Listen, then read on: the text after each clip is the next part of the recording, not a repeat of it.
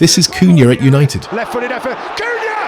Manchester United back in front. And this is Mbeumo at United. Gets the cross in. Turn home! Bryan and Mbeumo into double figures. This is Cunha again at United. Chance here for Cunha! Matheus Cunha! And this is Mbeumo again at United. Michael Carrick in the area. Bryan and Mbeumo scores! That is clinical. The Premier League has a serious problem.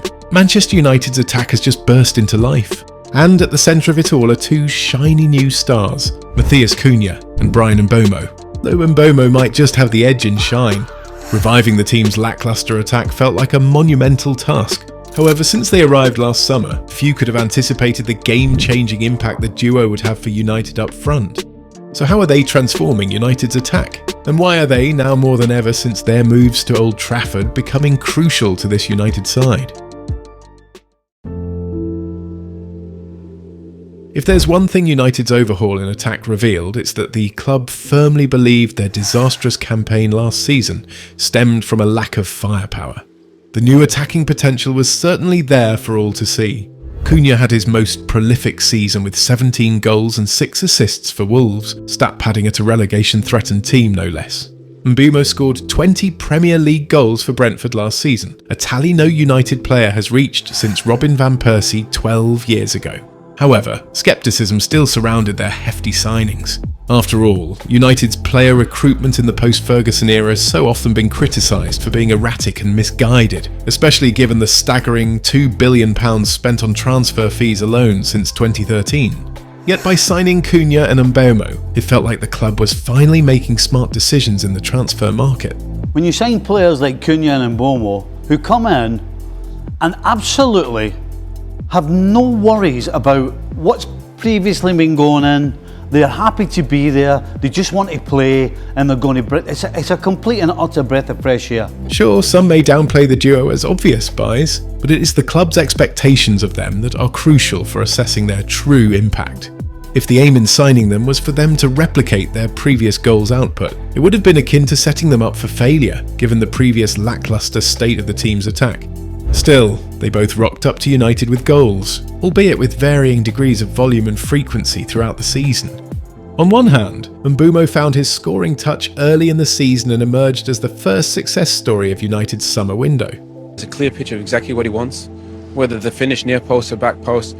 He almost shows like no emotion, it's just like business in and around the box, and I love that. In Amorim's 3-4-2-1 system, he occupied the right-sided number 10 role, supported superbly by makeshift right-wing back Amad Diallo behind him. Together they have forged a strong chemistry down the right flank, becoming United's primary avenue for attacking play. You only needed to look at United's form during AFCON from late December to early January to recognise Mbeumo's importance to the team.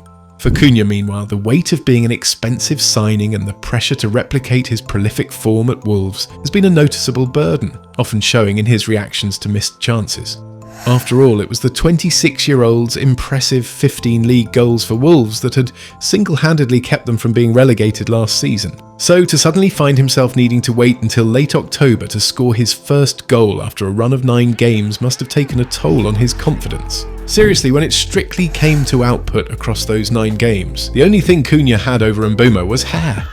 Of course, beyond the stats, there have also been positive signs from the Brazilian all season. This was particularly evident on the opening match day against Arsenal and, more notably, during United's famous 2-1 win over Liverpool, where, despite not contributing in terms of goals or assists, his influence was crucial to United's first victory at Anfield in over a decade. But fast forward to now and the 26-year-old is showing the kind of form his team can rely on, not just for goals and assists, but also his knack for rage-baiting opponents and winning penalties for his side.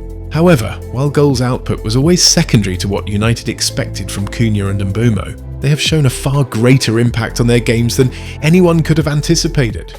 By the way, if you're enjoying the video so far, we'd be incredibly grateful if you subscribed. Your support helps us grow and continue creating the content you love. Cunha and Mbeumo's roles this season have been physical, tactical, and above all, highly multifaceted. As the number 10s in Amorim's 3-4-2-1 system, they injected new life into United's transitional attacks by being able to better protect possession in the final third and steer clear of the heavy touches and slack passes that used to plague United's attacking rhythm. Their dual-based approach to protecting possession in the final third also gave the team time to push forward and place themselves in better positions to draw fouls and win free kicks in the first place, rather than getting bullied off the ball, as was often the case with Højlund last season. We have different players, more suit to this type of style, but it's a big difference. At the same time, their role in the out-of-possession structure significantly strengthened Amorim's side defensively, as they tucked in to form a 5-4-1 to shield the midfield double pivot, one that has been far too open to penetration in the past few seasons. However, like several others in the squad, there was a sense that their roles in Amorim's system were restricting their attacking flair. For Mbeumo, partnering with another similar wide threat in Ahmad limited the team's tactical variability as they both occupied similar zones, which consequently often left the Cameroonian marked out of games. But the constraints were even more pronounced for Cunha, as the lack of ball progression from United's left side meant that he often had to start his runs from his own half. This frequently led him to take the ball all the way to the opponent's 18-yard box, at which point he would sometimes suffer from tunnel vision, opting to shoot rather than seeking better passing options. Amorim initially granted Cunha the same freedom he enjoyed at Wolves, but the demands were entirely different. The Brazilian often tried to force plays and was wasteful with chances. One could even argue that Cunha was misprofiled. While Amorim wanted to use him as a playmaker, his most natural role, and the one in which he thrived at Wolves, was as a second striker. Like Mbeumo, Cunha is an opportunist, and it was perhaps this misalignment that contributed to his slow start. Indeed, while the pair may have been standout stars at their former clubs, they functioned as interdependent components under Amorim in a system designed for collective effort, not just in attack but also defence. Amorim wasn't seeking individual stars just yet. He wanted synchronisation in his United side, where every run is timed, every press is collective, and every rotation is rehearsed. And until they appeared more united, excuse the pun, even the most talented players would struggle to shine. But with United reverting to a 4-2-3-1 under Carrick, Cunha and Mbeumo have truly been unleashed. Now less is demanded of them tactically, while they are also enjoying greater individual freedom to rely on their instincts, a footballing quality that simply cannot be coached.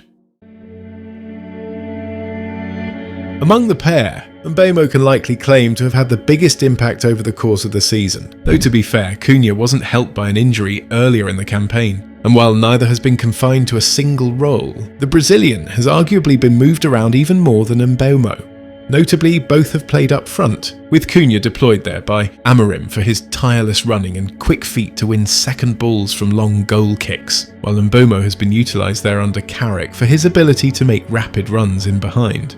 Both also boast strong physical attributes, and even if Mbeumo lacks height, his relentless out-of-possession running can stretch any opposition.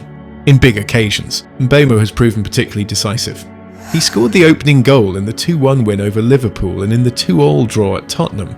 And since Carrick took charge, he has netted the opening goal in victories against City, Arsenal and Tottenham, and has also provided assists for crucial goals in tricky games against West Ham and Everton. Cunha has also stepped up on the big stage. Although named as a substitute against City and Arsenal, he made vital contributions both times, first by crossing for Dorgu's goal in the derby and then netting the stunning winner at the Emirates. And when Dorgu suffered an injury in the latter game, Cunha seized his opportunity. Since then, his positioning has drastically improved, his effectiveness in carrying the ball has increased, and his confidence has truly returned. With goals against top 5 rivals Villa, Chelsea and Liverpool, he has also played a direct role in steering United back toward the European places, stepping up just as Mbeumo's scoring touch has deserted him. It's obviously difficult to determine a player's true impact on a team. Is a team better because of that individual, or is that individual being impactful because of how they fit into the collective? In the case of Cunha and Mbeumo, it's probably somewhere in the middle. While clearly important to United being more effective in attack, you wouldn't say either has carried the team this season, yet collectively they're certainly not far off making that case. Of course, if you come to Manchester United, you want to win titles, and the Premier League is one of them, so why not? I don't think we have one player that come here and then don't think about to glory days in Man United, to remember all the time then they win the Premier Leagues, how many titles was, and of course to qualify for Champions League. And this is what I think about United, you know, to put this club on top. And then what I can do is everything to show them I'm here to help the team to conquer this kind of things. If you enjoyed this video, like and subscribe for more content like this. Also, don't forget to hit the notifications bell so you never miss a beat. And with that, we'll see you in the next video.